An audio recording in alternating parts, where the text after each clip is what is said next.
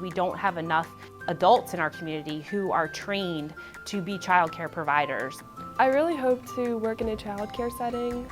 To work in a childcare center, you have to have a certification. It's a learning experience for us. One of the great benefits of this program for our students is that they will be able to leave us and be gainfully employed.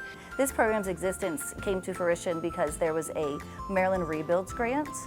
I've been learning about the different emotions, the different personalities they have. The kids always seem really happy to have a whole bunch of the student teachers here. They built the Child Care Center, and part of the grant goes hand in hand with where our apprenticeship students get paid. So working in the nest is really great because you get hands-on experience, you get to work with teachers who are certified and can guide you through it. And I think the kids have a lot of fun because there's more people that they can interact with.